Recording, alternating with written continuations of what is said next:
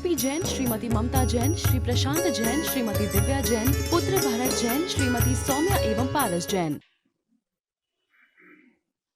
व्यवहार और निश्चय संबंधित मोक्ष मार्ग का यहाँ पर कुछ दिनों से विश्लेषण हो रहा है। इस विश्लेषण में कई विशेषताओं को लेकर के नवीनतम विषयों को सुनने को भी प्रतिनित्य मिल रहा है। उसी तरह आज के दिन भी कुछ विशेष नवीन बातों पर प्रकाश डालने हेतु आज हम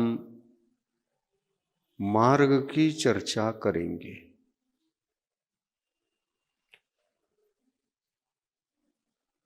जो जीव मोक्ष मार्गस्थ होते हैं,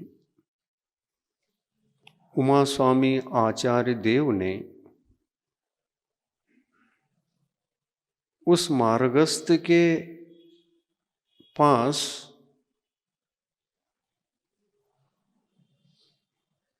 धर्म होता है और वह धर्म रत्नत्रय स्वरूप अहिंसामयी धर्म होता है। रत्नत्रय धर्म अहिंसा का बहुत बड़ा रूप है। यदि रत्नत्रय धर्म को हम जीवन में अंगीकार कर लें तो जीवन अहिंसामय हो जाएगा और रत्नत्रय धर्म के कारण से ही होगा। क्योंकि रत्नत्रय कहने से तीन रत्न इसमें होते हैं। एक सम्यक दर्शन, दूसरा सम्यक ज्ञान और तीसरा सम्यक चारित्र। ये धर्म है तो अवश्य इस धर्म से आत्मिक सुख प्राप्त होना चाहिए। आत्मिक सुख प्राप्त है क्योंकि जहाँ धर्म होता है वहाँ अधर्म नहीं हुआ करता। धर्म के विरुद्ध जो होता है उसका नाम अधर्म। धर्म के तद्विरुद्ध आत्म प्रवृत्ति का नाम अधर्म है और धर्ममय प्रवृत्ति का नाम धर्म है। और उसी धर्म का नाम है सम्यक दर्शन, सम्यक ज्ञान और सम्यक चारित्र। सीधी बात है, सम्यक दर्शन को सम्यक दर्शन क्यों कहते हैं? प्रश्न उठता है और उसका उत्तर भी स्वाभाविक रूप से ही थोड़ा बहुत भी आप चिंतन करेंगे तो उत्तर आपको मिल सकता है, मिलेगा। सम्यक दर्शन, दो शब्द जुड़कर एक शब्द बना। सम्यक अर्थात सत्य, यथार्थ, समीचीन। दर्शन अर्थात मत, मान्यता। दर्शन का अर्थ दृष्टि भी है।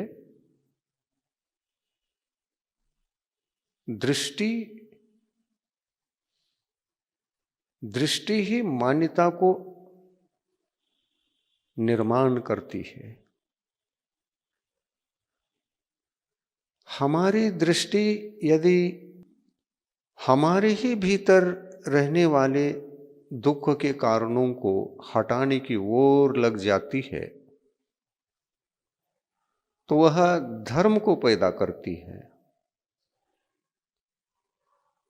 और यदि वही दृष्टि आत्म सुख, आत्म कल्याण, आत्मा के भीतरी हिंसा परिणति को दूर करने में नहीं लगती है, तो वह दृष्टि हिंसा को पैदा करती है। इसलिए दृष्टि कहो अथवा मत कहो, बात तो एक ही घटित होती है। दृष्टि शब्द का एक पर्यायवाची शब्द यह भी कह सकते हैं दर्शन। दर्शन यानी देव दर्शन नहीं, दर्शन यानी श्रद्धा। आगम ग्रंथों में दर्शन को श्रद्धा के रूप में ग्रहण किया है। श्रद्धा और दर्शन में यदि कोई भेद नहीं है और दर्शन ही श्रद्धा है, यदि ऐसा कह सकते हैं और आगम ग्रंथ कहते भी हैं। श्रद्धा हमारे अपने अपने विचारों से एक दृष्टि का ही तो नाम है। जहां हमारी दृष्टि उपादेय बुद्धि से टिक जाती है, वो श्रद्धान का स्थान बन जाता है। वह श्रद्धान का स्थान बनने से वह अगर ऐसा ही टिके तो वह मान्यता को जन्म देता है। दृष्टि बहुत समय तक टिके तो उसकी मान्यता दृढ़ हो जाती है, मान्यता बनती है, और इसी मान्यता का नाम मत भी है। मत कहो, मान्यता कहो, दर्शन कहो, दृष्टि कहो, लगभग ये सभी पर्यायवाची शब्द समीप के अर्थ को बोधित करने वाले हैं।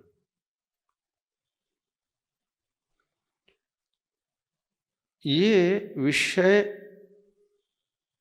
शब्दों के उलझन के कारण थोड़ा कठिन जरूर लगते हैं, लेकिन शब्दों का बोध होने पर अपने आप यह विषय सरल बन जाता है। और इसीलिए हमको शब्दों की ओर ज्यादा ध्यान देकर शब्दों के एक एक अर्थ को समझना चाहिए, याद रखना चाहिए और चिंतन मनन भी करना चाहिए। तो जैन दर्शन के सिद्धांतों को, तत्वों को समझने में सरलता होगी। तो कितने सारे शब्द जुड़ गए देखिए। दृष्टि, दर्शन, मत, मान्यता, श्रद्धा या श्रद्धान, इतने सारे शब्द जुड़ गए। और इसमें सम्यक दर्शन, जो हमारे आत्मा का स्वाभाविक गुण है, स्वभाव है, उसकी आराधना के लिए हम आगे बढ़ते हैं। तो ये सभी शब्दों का परिचय होना, इनका ज्ञान होना और उपादेयभूत मार्ग पर श्रद्धान हो जाना, ये आवश्यक होता है। जैन धर्म गुणों की उपासना को सिखाता है, दोषों की उपासना उसमें नहीं है। जहां दोष होते हैं, दोष वंदनी पूजनी नहीं होते, गुण वंदनी पूजनी होते हैं। और मोक्ष मार्ग में प्रथम सीढ़ी के नाम से प्रसिद्ध अगर कोई धर्म है तो सम्यक दर्शन है। और सम्यक दर्शन के साथ जो ज्ञान होता है, वो ज्ञान उसके साथ रहता ही है। चार गतियों में क्या सम्यक दृष्टि जीवों का अस्तित्व नहीं है? सब जगह सम्यक दृष्टि जीव हैं, नरकों में भी हैं, देवगति में भी हैं, मनुष्य गति, तिर्यंच गति, सब जगह सम्यक्त्व को धारण करने वाले जीव हैं। तो ये कहना चाहिए कि धर्मात्मा जीव सब जगह हैं। क्या सभी धर्मात्मा जीवों को हम रत्नत्रय धारक मान सकते हैं या समझ सकते हैं? नहीं, न मान सकते हैं, न समझ सकते हैं, न कह सकते हैं। यद्यपि चारित्र का अभाव होने से वहां रत्नत्रय नहीं है।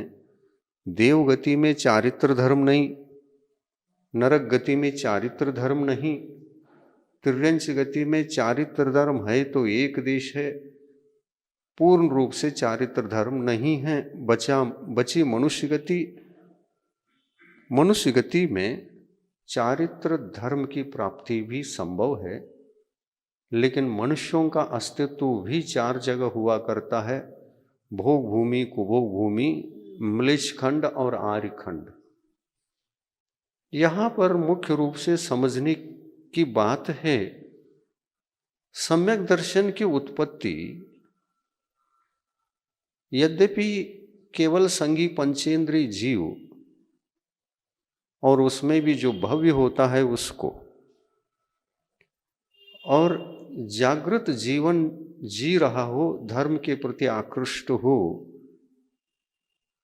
तो वह जीव मार्ग के प्रति आकर्षित होकर मार्गस्थ बन सकता है। यहां पर हम मार्गस्थ की चर्चा यदि करने का प्रयास करते हैं तो उमा स्वामी आचार्य देव ने मार्ग का स्वरूप ही बतला दिया। तत्वार सूत्र ग्रंथ के आदि सूत्र के माध्यम से ही बताया। सम्यक दर्शन ज्ञान चारित्राणि मोक्ष मार्ग। सम्यक दर्शन, ज्ञान और चारित्र, इन तीनों का मिलन, इन तीनों का समावेश जिस धर्म में हो उस धर्म का नाम रत्नत्रय धर्म। तीनों की समष्टि का नाम रत्नत्रय धर्म है। और यह रत्नत्रय धर्म मनुष्य गति के आर्य खंड के मनुष्यों को मात्र उपलब्ध होना संभव है। और इसलिए मनुष्य पर्याय की वैसे ही कीमत बढ़ जाती है, क्योंकि जिसको अहिंसा धर्म कहा है, परिपूर्ण अहिंसा का जीवन जीना हो तो आर्य खंड में ही जन्म लेना अनिवार्य होगा। अन्यत्र कहीं भी अहिंसामय जीवन को परिपूर्ण रूप से जीने का अवसर ही नहीं। आप कहो भोग भूमि में, म्लेच्छ खंड में, कुभोग भूमि में, इन तीनों जगह मनुष्य तो हैं। और इन मनुष्यों को जो कुभोग भूमि और सुभोग भूमि के मनुष्य हैं, और स्त्री पर्याय में स्त्री भी हैं, तिर्यंच पर्याय में तिर्यंच और तिर्यंचनी भी हैं। भोग भूमि कुभोग भूमि हो या सुभोग भूमि, तिर्यंच तिर्यंचनी को, मनुष्य मनुष्यनी को, सबको जो हमारे लिए मोक्ष के कारणीभूत सनन हैं, आर्यखंड वालों को, वो सनन का नाम वज्र वृषभ नाराज सनन है। और ये वज्र वृषभ नाराज सनन कर्म भूमि में तो 6 प्रकार के सनन होते हैं चौथे काल में। भरत और ऐरावत क्षेत्र की अपेक्षा से यदि चर्चा करें तो चौथे काल में 6 सनन के धारी चतुर्थ काल में और उत्सर्पणिकी तृतीय काल में होते हैं। तिर्यंचों को भी और मनुष्यों को भी 6 सनन मिलते हैं। और कर्म भूमि के हैं, आर्यखंड के हैं, 6 सनन मिलते हैं। लेकिन भोग भूमि और कुभोग भूमि की तिर्यंच और तिर्यंचनी को देखो तो सदा अनादिकाल से प्रथम सनन के अलावा कोई सनन नहीं मिलता वहां। कितना बड़ा सौभाग्य है अगर उन जीवों को त्याग और तपस्या का शरीर मिला होता। वो भोग शरीर है। भोग भूमि के मनुष्यों का शरीर भोगने के लिए भोग शरीर मिलता है, और कर्म भूमि के मनुष्यों को जो शरीर मिलता है औदारिक शरीर, उनका भी औदारिक है। कर्म भूमि के जीवों का शरीर भी औदारिक है। और ये औदारिक शरीर कर्म करने का शरीर है, वहां भोगने का शरीर है। दोनों में यही अंतर है। और भोगने का जो शरीर होता है वो स्थायी है। कभी उन जीवों को पहले सनन, प्रथम सनन को छोड़कर अन्य सनन न मिलते हैं, न मिल सकते हैं, न मिलेंगे। द्वितीय आदि सनन नहीं है। प्रथम सनन ही मिलता है, लेकिन मोक्ष नहीं। रत्नत्रय धर्म की प्राप्ति उसके माध्यम से कर नहीं सकते, क्योंकि जेल में डाला गया है। वो भोगने का जेल है। और उस जेल में कहां से गए? वहां यहीं से गए। न स्वर्ग से आए, न नरक से आए। या तो यहां से गए कर्म भूमि से, मनुष्य गति से, या तो तिर्यंच गति से गए। भोग भूमि में उत्पन्न होने वाले जीव 2 ही गति के होते,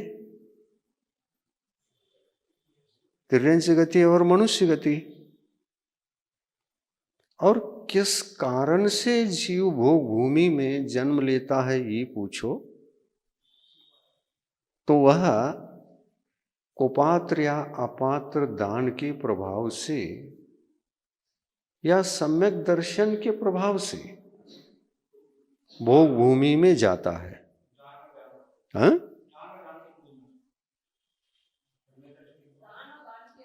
हाँ, दान के प्रभाव से। दान के प्रभाव से का मतलब दान देता है ना, दान देता भी है, दान की अनुमोदना भी करता है, अनुमोदना भी करता है। सत्पात्र को दान देते समय हाथ जोड़कर बड़े भाव भक्ति से पवित्र भावना बहाते हैं। कैसे? सत्पात्रों का आहार निर्विघ्न हो, मेरे तरफ से दान लगे, दान के भाव लगे, मेरे तरफ से दान की अनुमोदना हो। कृत, कारित और अनुमोदना, ये तीनों से दान हो सकता है। कृत स्वयं देना, कारित दिलवाना, और अनुमोदना यानी जो दे रहे हैं उनको देखकर खुश होना, ये भी अनुमोदना है। जो दे रहे हैं वैसा ही देने का सौभाग्य मुझे भी मिले, ये भावना, ये भावना भावना है, लेकिन इससे भी अनुमोदना होती है। सत्पात्र को दान देते समय अनुमोदना करने वाले भी भोग भूमि में जाकर जन्म लेने योग्य पुण्य को यहीं बांधते हैं। तो इस कार्य को, अनुमोदना के कार्य को, दान के कार्य को, दिलवाने के कार्य को पुण्याश्रय और पुण्य बंध में कारण तो मानना ही चाहिए। ऐसे पुण्य को करते हैं, इसलिए कर्म भूमि, कर्म भूमि में किया जाता है, इसलिए कर्म भूमि। और जो यहां किया गया, क्या किया गया? दान, दानानुमोदना से पुण्य किया गया, पुण्य का कार्य कर्म किया गया, और उससे संग्रहित पवित्र भावों से, शुभ भावों से जो संग्रहित पुण्य है, वह पुण्य आपको दंडित करता है। तुमने ये किया, अब वहां जाओ। कर्मों के हमको कठपुतलियां, आत्मा कर्मों का कठपुतली बनकर सर्वत्र जन्म मरण करता रहता है। तो उसमें एक नरक भी है, एक देवगति भी है, त्रिंच गति भी है, और मनुष्य गति भी है। कर्म भूमि का मनुष्य करता है, इसलिए चतुर्गति में जाता है। और चारों गति में जाने के लिए तदयोग्य कर्म का अर्जन भी होना चाहिए, अनिवार्य है। तो चारों गति में प्रवेश करने योग्य तदयोग्य कर्मों का आश्रय और बंध कर्म भूमि में होता है। और कर्म भूमि एक प्रकार से कर्मों को करने की कृषि भूमि है, खेत है। कृषि करो, कर्म भूमि है, कृषि करो। आदिनाथ भगवान ने तो ये बता दिया, कृषि करो या ऋषि बनो, कृषि करो या ऋषि बनो। प्रजा को यही उपदेश दिया, और प्रजा जो ऋषि नहीं बन सकती थी, वो कृषि करती थी। और जो कृषि करते हैं, वो यदि ऋषि बनना चाहे तो ऋषि भी बन सकते हैं। कहा कृषि छोड़ो, ऋषि बनो। ऋषि का मतलब क्या तात्पर्य? यहां दिगंबर साधु बनो, रत्नत्रय धारी साधु बनो, श्रमण बनो, और क्या करो? करो। कर्म भूमि है, कुछ करो। क्या करो? त्याग तपस्या करो। और त्याग तथा तपस्या ये दोनों धर्म की कोटि में आते हैं। धर्म करो, त्याग तपस्या करो का मतलब धर्म का कार्य करो। या तो धर्म का कार्य करो, ऋषि बनो, ऋषि बनकर धर्म क्षेत्र में कृषि करो। हाँ, दोनों का कृषि है। या धर्म की कृषि है और वहां संसार की कृषि है, खेती है। और ये नहीं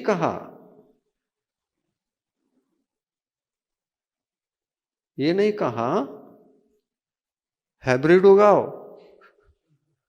नहीं, देशी बीज बो, पशुपालन करो,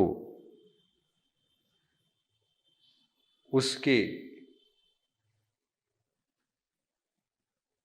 गोबर का भी उपयोग करो, ऑर्गेनिक फसल खाने को मिलेगी। आदिनाथ भगवान ने ये नहीं कहा था केमिकल युक्त यूरिया, सल्फेट, न मालूम और कौन कौन से जाति विजाति के खाद आ रहे हैं। इनको डालो ये नहीं कहा। पंचम काल में हमारी बुद्धि बिगड़ गई। पूरा चतुर्थ काल व्यतीत हुआ, आदिनाथ से लेकर महावीर तक।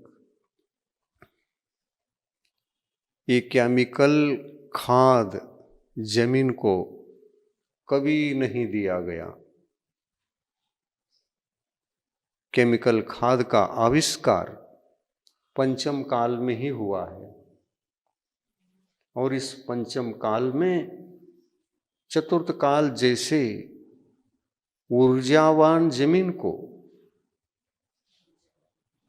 अपन ने बंजर कर दिया केमिकल खाद डालकर। उसी का परिणाम है आज दुनिया में लोग हाय हाय त्राय त्राय, कोई एक भी पूरा जीवन जीकर मरण नहीं कर रहा है। अकाल मौत हो रही है, अकाल में ही मरना पड़ रहा है। जीना भी चाहे तो नहीं जी सकता। अनेकों प्रकार के जो रोग, नाना प्रकार के रोग, प्रतिवर्ष नाना प्रकार के रोग, नए नए नाम, नए नए रोग उत्पन्न होते जा रहे हैं और उससे बचना असंभव हो रहा है। किस कारण से?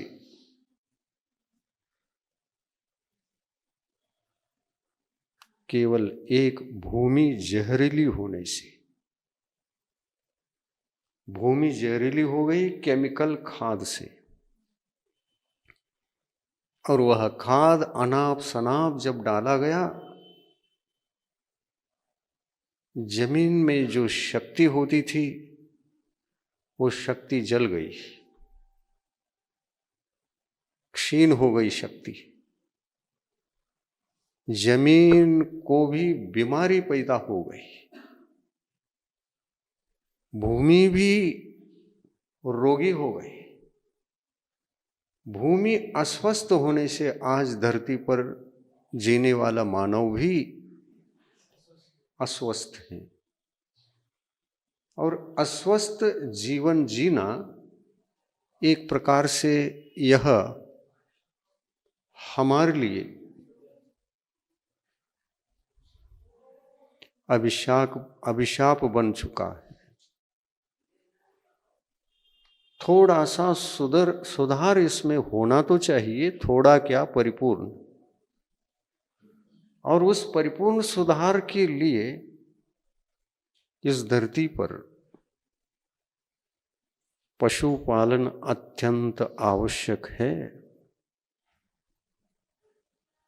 क्योंकि आदिनाथ भगवान ने कहा था, पशुओं को न मारो न उनको खाओ।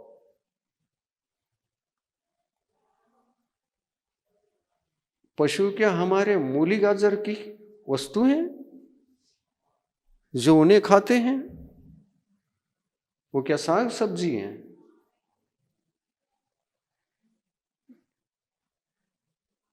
पंचम काल में पशुओं की खाने की प्रथा म्लेच्छ खंडों से शुरू हो गई और यह आर्यखंड उसके चपेट में आ गया। उनका प्रभाव, दुष्प्रभाव उनके आने से हम लोगों पर पड़ा और हम लोग उस भयंकर ज्वाला के लपेट में जल रहे हैं, अकाल से ही मरण कर रहे हैं, अस्वस्थ हो रहे हैं और भयंकर दुख है। शरीर को बचाना मुश्किल हो रहा है।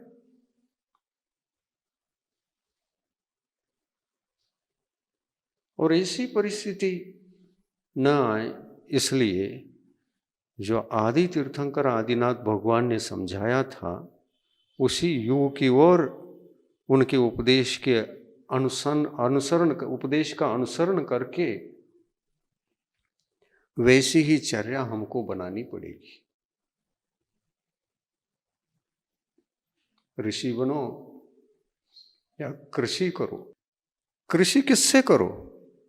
पशुओं के गोबर से कृषि करो। जमीन और ऊर्जावान होती जाएगी। जितने पशुओं की संख्या बढ़े, जमीन ऊर्जावान होगी, और जितना घटे, जमीन को ऊर्जा घट गई। आज मनुष्य इतना अविवेकी, इतना अज्ञानी,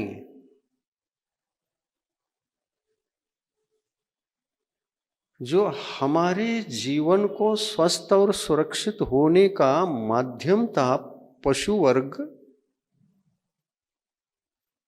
जमीन को ऊर्जावान बनाने वाला। वो पशु दूध दे या न दे, दूध दे या न दे, उसका गोबर जमीन के लिए अमृत है। और वह अमृत गोबर और मूत्र यदि फसल के लिए मिलती है, ये दोनों मिलते हैं, तो फसल भी अमृतमय फसल उगती है, फसल ऊर्जावान बन जाती है। और ऐसे फसल का आहार हम सेवन करते हैं तो हमारा जीवन भी अमृत बनता है, स्वस्थ बनता है और निरोगी बनता है। ये उपदेश आदिनाथ भगवान का रहा है। क्या हम पशुपालन करते हैं? नहीं। आप अपने वंशजों को याद करो, जो आदिनाथ भगवान की सामने प्रजा थी, श्रावक थे, श्राविकाएं थी, गृहस्थ थे, प्रजा थी, सारे के सारे लोग आदिनाथ भगवान के संकेत पर चलते थे। क्या घर घर में पशु हो और अधिक से अधिक हो, घर घर में जीने वाले सबके खेती हो और अधिक से अधिक हो, खेती हो और पशु हो, इन दोनों के कारण से भी हम स्वस्थ रह सकते हैं। कैसे, किस प्रकार से और क्यों? इसलिए कि पशु पालेंगे तो उनकी सेवा करनी पड़ेगी।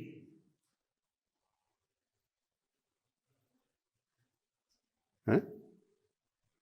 सेवा करनी पड़ेगी। सेवा करने के लिए हाथ पांव हिलेंगे कि नहीं? तो एक्शन शुरू होता है, और इस एक्शन के साथ हम 24 घंटे खेत में जा रहे हैं, फसल की सेवा कर रहे हैं, पशुओं के पास जा रहे हैं, उनकी सेवा कर रहे हैं। इतना भी कर ले कोई मनुष्य, स्वस्थ रह सकता है। उसको दवाई खानी नहीं पड़ेगी,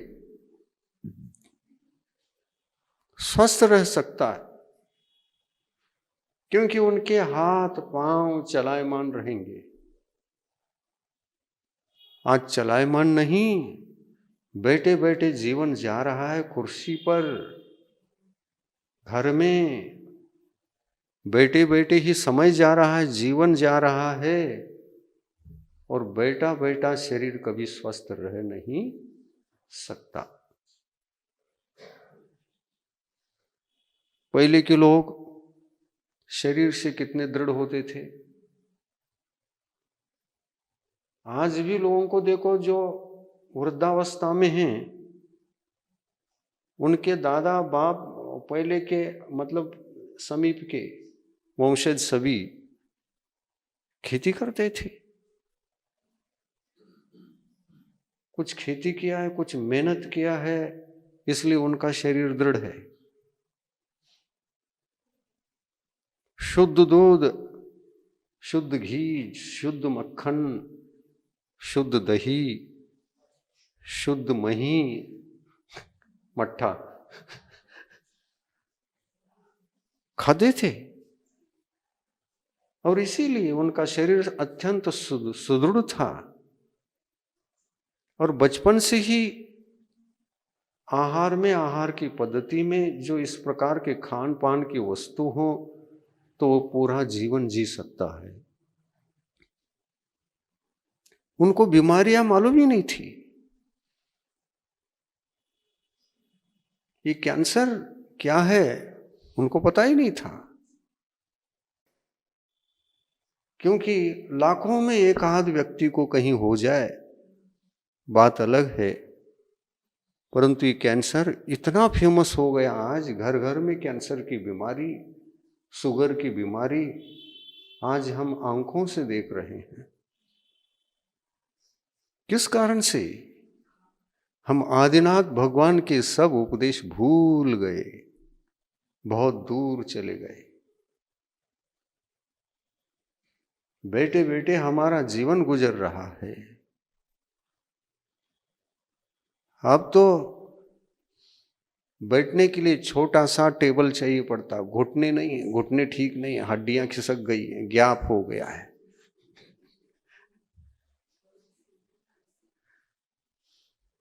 परिस्थितियां नाकाबू हैं।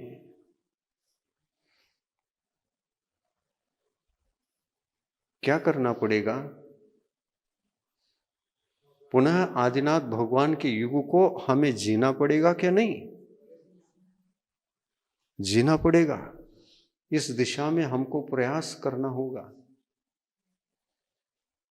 एमपी में जितने आप लोग जैन समाज के हैं, लगभग बहुत सारे लोगों की खेती भी है कि नहीं है? खेती भी करते हैं और व्यापार भी करते हैं,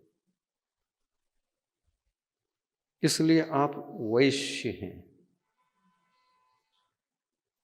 व्यापार किसी का भी कर लो, आप वैश्य हैं। खेती करो तो वैश्य हैं। खेती ही माध्यम है जीवन जीने के क्षेत्र में, खेती ही साधन है भौतिक जीवन जीने के लिए। तो खेती भी तो व्यवसाय ही है ना। व्यवसाय क्या है? खेती है। व्यवसाय क्या है? व्यापार है। तो जीवन जीने का जो साधन है व्यापार भी है और खेती भी है। देखिए, खेती और व्यापार इनको करने वाले कभी बीमार नहीं पड़ते, पर व्यापारी की अपेक्षा से खेती करने वाले सदा स्वस्थ रहते हैं। आप देखिए आचार्य श्री का शरीर कैसा था। वो पिताजी के साथ खेती कर चुके थे। छोटी अवस्था में खेती, उनके साथ जाकर सहयोग पहुंचाना, वो करना, ये करना, बहुत कुछ किया था, इसलिए शरीर मजबूत था। घर में पशु थे, तो दक्षिणता समझ लो आप। दक्षिण के सभी जैन अपने हाथों से खेती करते हैं, लगाते नहीं।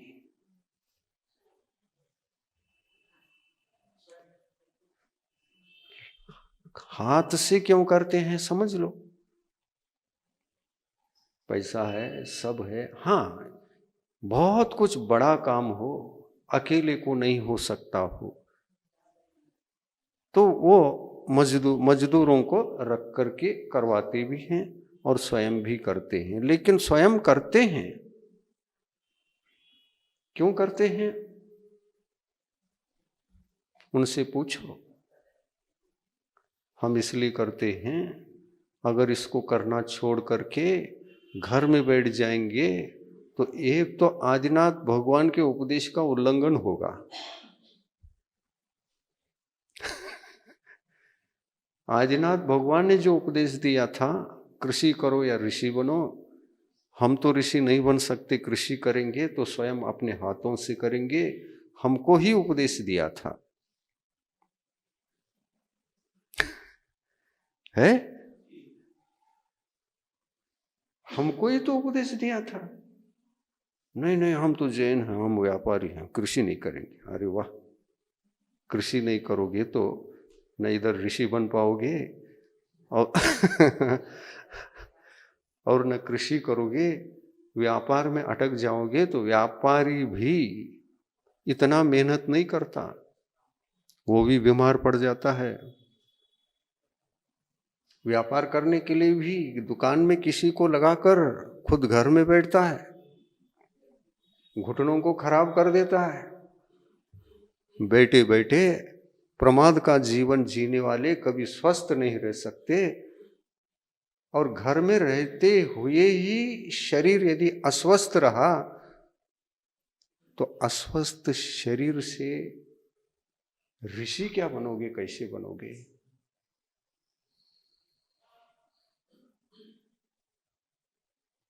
आदिनाथ भगवान के सदुपदेश को हम भूल गए हैं। जीना पड़ेगा, उनके उपदेश को हमें जीना पड़ेगा। और जिएंगे तो स्वस्थ बनेंगे। यदि आपके पास कृषि है तो कम से कम घंटे 2 घंटे वहां जाकर मेहनत करके फसल की सेवा करो, पशुओं की सेवा करो, पशुओं की संख्या बढ़ाओ, जमीन को ऊर्जावान बनाओ और ऑर्गेनिक उगाओ, ऑर्गेनिक खाओ, स्वस्थ रहोगे, मस्त रहोगे। और स्वस्थ और मस्त जीवन कल के दिन कृषि छोड़ोगे तो ऋषि भी बनेंगे, बन सकते हैं। ऐसे उपदेश को हमें भूलना हुआ है, हमारी गलती हो चुकी है, इस गलती को सुधारना होगा। और यदि इसमें सुधार लाना प्रारंभ हो गया तो स्वस्थ जीवन जीने की भूमिका तैयार होगी। और एक ही मार्ग है, मेहनत करो, आलसी मत बनो। मेहनत का जीवन ही स्वस्थ जीवन, मस्त जीवन रहता है। देखिए, आप स्वस्थ जीवन जीने के लिए क्या कर रहे हैं? आज जिम जा रहे हैं, जिम जिम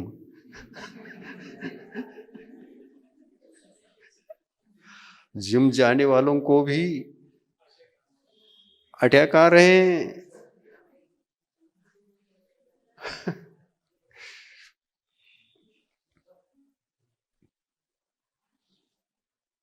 क्यों? क्योंकि जिम जाना वो हलन चलन यद्यपि नैसर्गिक नहीं है ना, कृतक है। वो शरीर क्या चाहता है? नैसर्गिक प्रवृत्ति चाहता है, कृतक प्रवृत्ति नहीं। खेलना, खेल खेलना भी कृतक है, नैसर्गिक नहीं। लेकिन एक खेत में जाकर मेहनत करना, ऊपर से सूर्य का प्रताप है, ऊपर से सूर्य का प्रताप है और नीचे मेहनत है। घूंट घूंट पानी पीते हुए कृषक खेती करता है। सूर्य के प्रताप से शरीर की जो पसीना है वो स्वभावतः बाहर निकलने लगता है, निकलने लगता है, स्वाभाविक है। और खेत फसलों से लदालद भरा हुआ होता है ऑक्सीजन 100% मिलता है तो खेत में मिलता है। और आप 2-3 घंटे 4 घंटे भी काम करके आएंगे खेत में तो भरपूर ऑक्सीजन से शरीर भर जाता है। और खाने के पश्चात जो शरीर में मल मूत्र पसीना ये हैं विकार,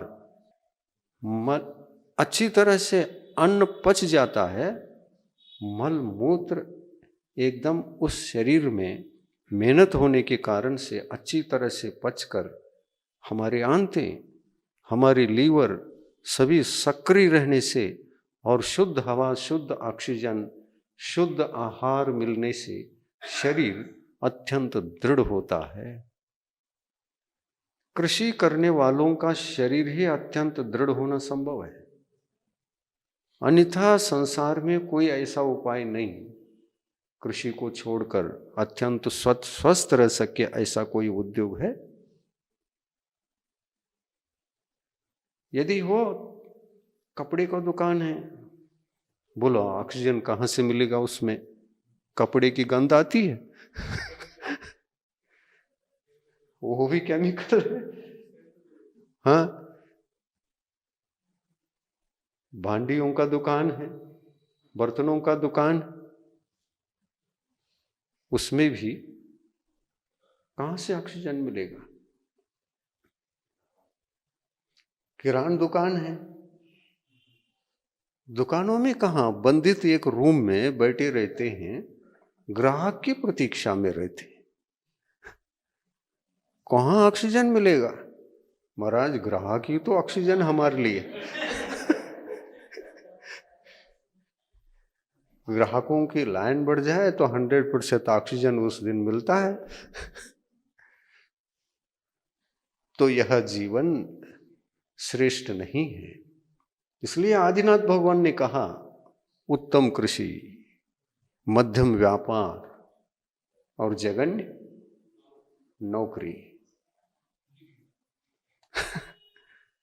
जघन्य नौकरी, उत्तम कृषि।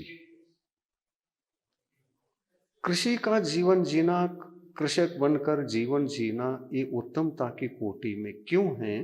तो इसी कारण से है। जब हमारी बुद्धि थोड़ी सी मंद हो गई तो हम कृषि को तो हीन समझने लगे। क्या आदिनाथ भगवान ने हीन का समझा था?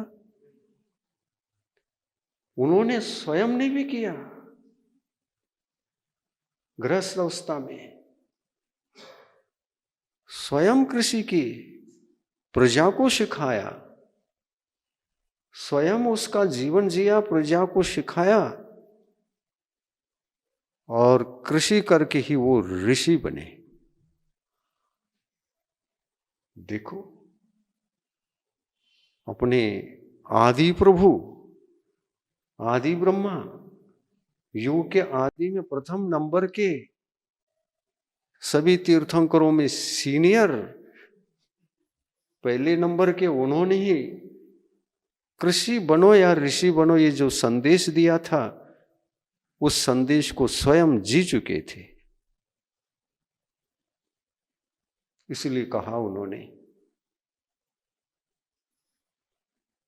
ऐसा तो नहीं कहा था व्यापार करो या ऋषि बनो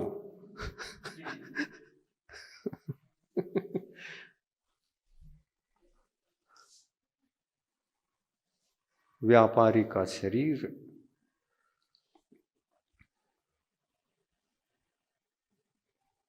दृढ़ नहीं रहता और दृढ़ शरीर चाहिए ऋषि बनने के बाद, क्योंकि वहां 22 वर्ष सहन करना है। हाँ, आदिनाथ के युग में भी जो प्रजा हुआ करती थी वो 6 सनन को धारण करने वाली प्रजा थी। पर कोई भी सनन धारण करने वाला मनुष्य क्यों न हो, वो खेती को पसंद करता था। क्यों? क्योंकि खेती करते समय जो मजा आता है वो व्यापार में मजा नहीं है। वो जो आनंद, वह जो सुख मिलता है वो और किसी जीवनोपाय में नहीं है।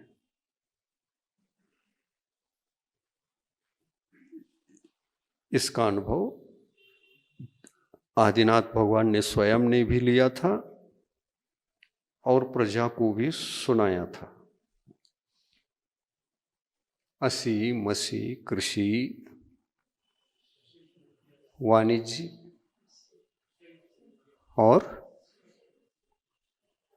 और कौन सी विद्या? शिल्प विद्या। असी मसी कृषि वाणिज्य शिल्प और विद्या।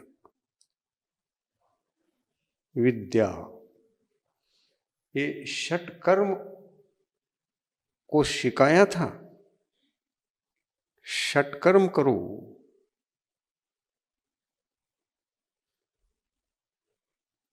षटकर्म करो कहा था। हम षटकर्म में जो उत्तम कर्म था उसको भूल गए और इसलिए दुर्दशा पंचम काल में हम लोगों की हो रही है। दूर दूर तक जाते हैं शरीर इलाज के लिए, लाखों का खर्चा होता है, घर की इकोनॉमी कमजोर पड़ जाती है, समस्याएं उत्पन्न होती हैं, उन सब का सामना कर रहे हैं, परंतु विचारों में परिवर्तन नहीं आ पा रहा है, क्योंकि दूसरा जो जीवन जी रहा है वही जीवन जीने का प्रयास हम करते हैं। हम अनुकरणवादी हैं, विचारवादी नहीं हैं। ये ठीक नहीं है। दूसरा जो जी रहा है वही जीवन जीना। दूसरा बीमार पड़ा और दूर दूर तक अस्पताल में पैसा डालकर स्वस्थ होकर के आया, तो हमको भी वही करना पड़ेगा। अनुकरणवादी हैं हम। नहीं, ये अस्पताल जा रहा है तो इसका दुर्भाग्य है, इसने गलत जीवन जिया होगा, मैं ऐसा नहीं करूंगा। मैं तो आदिनाथ भगवान के संदेश पर चलूंगा, जो उत्तम कार्य है उसको करूंगा। और सभी उत्तम कार्यों में सबसे अच्छा उत्तम कार्य के लिए उन्होंने यही संदेश दिया, कृषि करो या ऋषि बनो।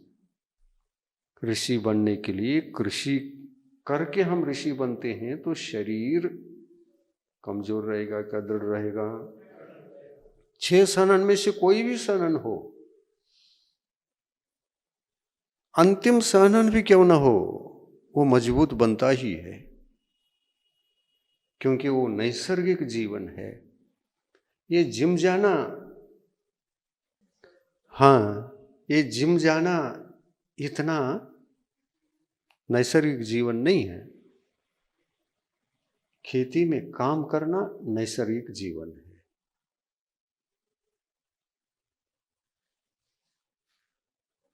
अपन ने कभी भी दक्षिण में ये नहीं देखा कि घर घर में लोग बीमार हैं। आज भी बहुत कम लोग बीमार हैं। आजकल जो बीमारी आ रही है वो जो फसल गलत उग रहा है, फसल के कारण से, क्योंकि वो जहरीली हो गई है, उसी का अन्न वो खा रहे हैं, तो उन पर भी प्रभाव पड़ रहा है। लेकिन परसेंटेज कम है, यहां अधिक है, उधर कम है।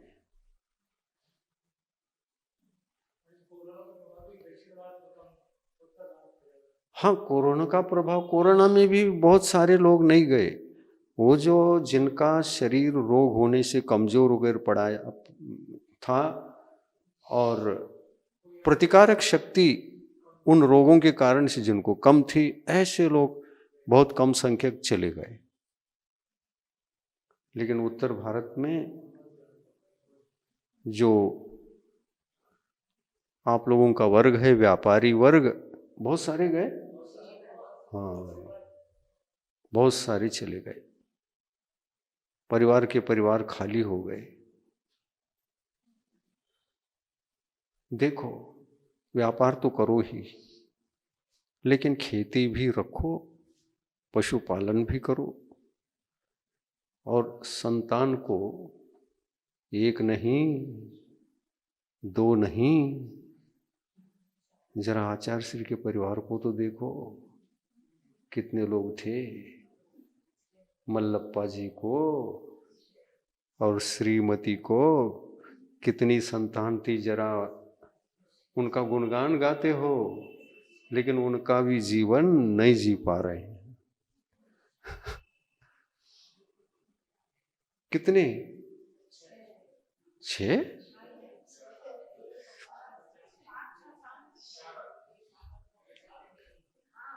हाँ 8।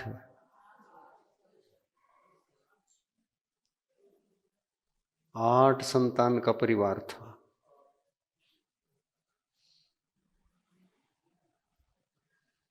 और परिवार बड़ा होने से हानि कुछ नहीं है, लाभ ही लाभ है।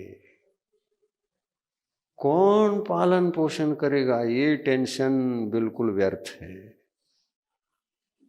नहीं, अधिक लोग रहेंगे तो हर कार्य को मिल के करेंगे तो 1 घंटे में पूरा कार्य समाप्त होता है। क्या टेंशन?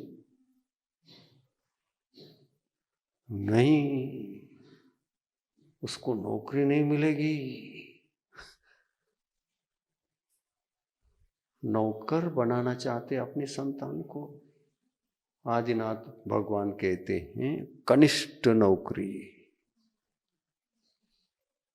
क्यों सोचते हैं ऐसा? बुद्धि बिगड़ गई है।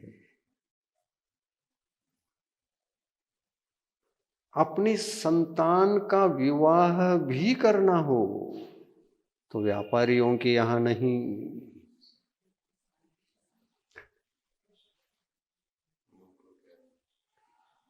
जो कृषि करते हैं एक कृषक के साथ विवाह करो। आदिनाथ भगवान का जीवन जीने का मौका मिलेगा अपनी संतान को। दक्षिण में महिलाएं भी कृषि करती हैं।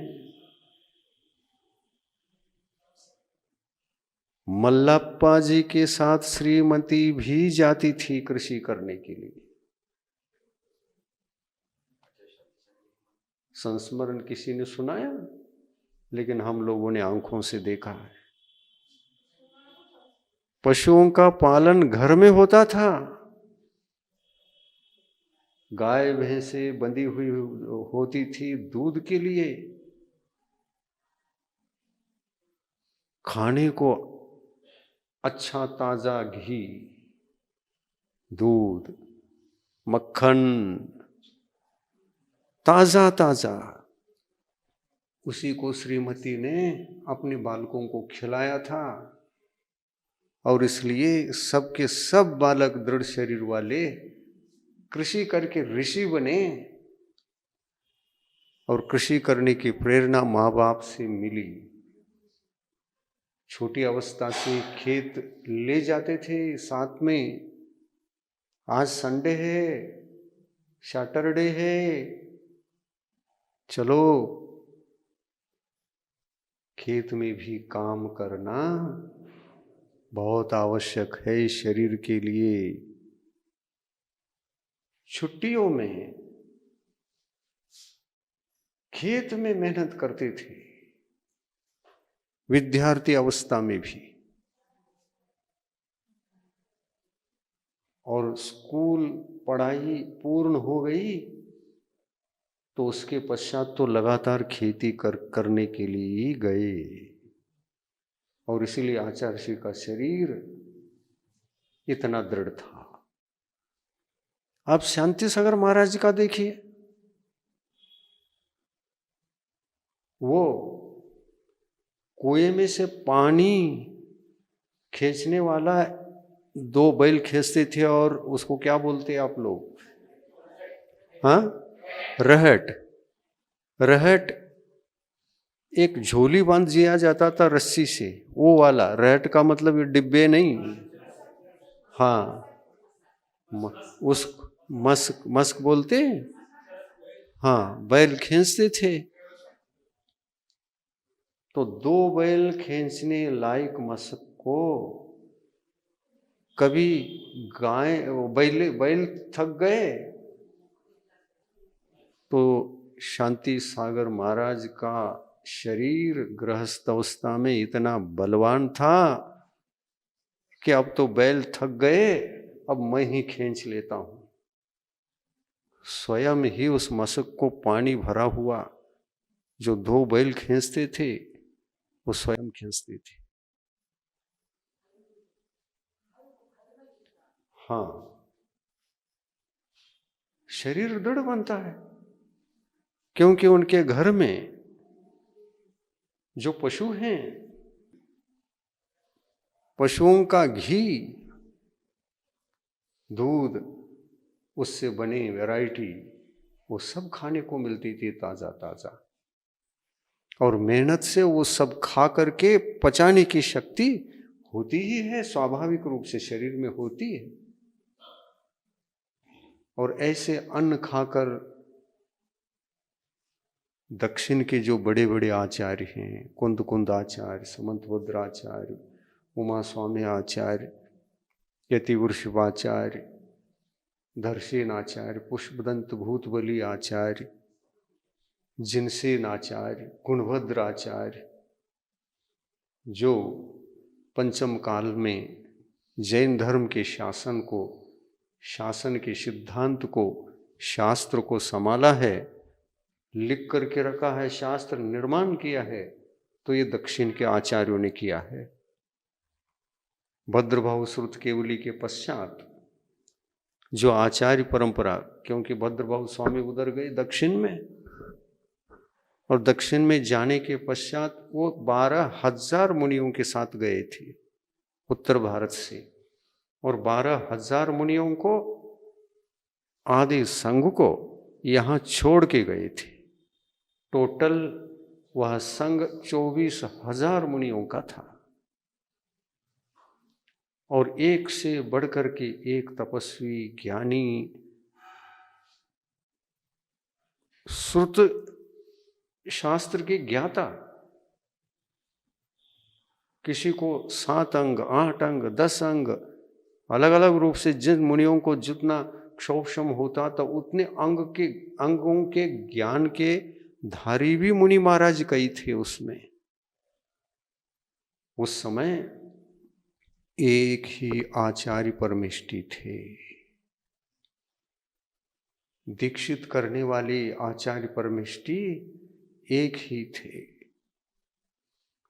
अनेक नहीं थे, अनेक नहीं थे, आचार्य परमेष्टि एक ही थे। महावीर भगवान जब जन्मे, महावीर भगवान तीर्थंकर के रूप में एक के थे, एक ही थे कि अनेक पैदा हो गए थे? एक ही थे। एक काल में एक ही तीर्थंकर जैसे होते हैं, एक काल में एक ही आचार्य परमेष्टि होना चाहिए। और आचार्य परमेष्टि का कार्य भी क्या है? इतना ही तो है कि संघ बनाएं, संघस्थों को शिक्षित करें, दीक्षित करें और दोषों को प्रायश्चित दें। 3 कार्य हैं आचार्य परमेष्टि के, और ज्यादा तो है ही नहीं। क्या करना? दीक्षा देकर संग संभाले, आत्म कल्याणार्थी भव्य जीव कल्याण के इच्छुक उनको शरण दे, शिक्षित करे, दीक्षित करे, और दीक्षा के पश्चात जो भी व्रत आदि में दोष लग जाए, अपराध हो जाए, तो उनको प्रायश्चित भी दें। आचार्य परमेष्टि 3 कार्य करते हैं। किंतु भद्रभव आचार्य की परंपरा में एक कुंद स्वामी हुए हैं। उन्होंने साहित्य में लिख दिया, आचार्य एक ही होते हैं और आचार्य का संग बहुत बड़ा यदि होता है तो बहुत आचार्य नहीं होते, निर्यापकों की व्यवस्था की जाती है। प्रवचन सार में उन्होंने बता दिया, संघ यदि बड़ा है तो निर्यापकों की अनिवार्यता होगी। क्यों? क्योंकि संघ बड़ा होगा तो इधर उधर संघ जाएगा। एक जगह अगर चर्या का पालन होना कठिन पड़ता है तो उस कठिनाई को दूर करने के लिए ग्रुप करते थे,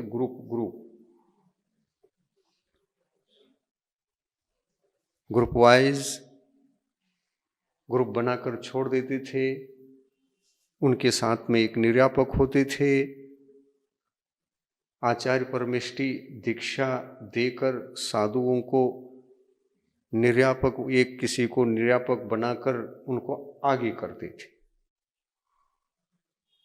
तो संघ की चर्या स्वस्थ पालन हो, रत्नत्रय की आराधना सबके अच्छी तरह से हो, इस उद्देश्य से कितना भी बड़ा संघ क्यों न हो, निर्यापकों की व्यवस्था होती थी। आचार्य परमेष्ठी अनेक नहीं बनते थे। ये आजकल प्रथा प्रथा बन गई, बहुआचार्याणाम देशः हो गया। यह देश बहुत आचार्यों का नहीं और बहुत तीर्थंकरों का नहीं। एक काल में एक ही आचार्य, एक ही तीर्थंकर होते थे। अब भगवान के समोशरण में भी देखिए, गणधर परमेष्ठी अनेक होते थे, लेकिन उसमें मुख्य गणधर तो एक ही होते थे और उन्हीं के द्वारा दीक्षित होते थे। भगवान तो दीक्षा देते नहीं, वीतरागी हैं। भगवान का उपदेश सुन लो, ज्ञान प्राप्त करो, वैराग्य प्राप्त करो, और दीक्षा किससे लो? गणधर परमिष्ठी। तो गणधर परमिष्ठी का नाम गणधर परमिष्ठी क्यों है? गण को धारण करने वाले गणधर परमिष्ठी।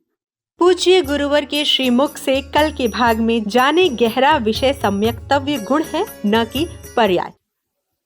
जैन दर्शन में उसके अंतर्गत आने वाले सभी विषयों में सबसे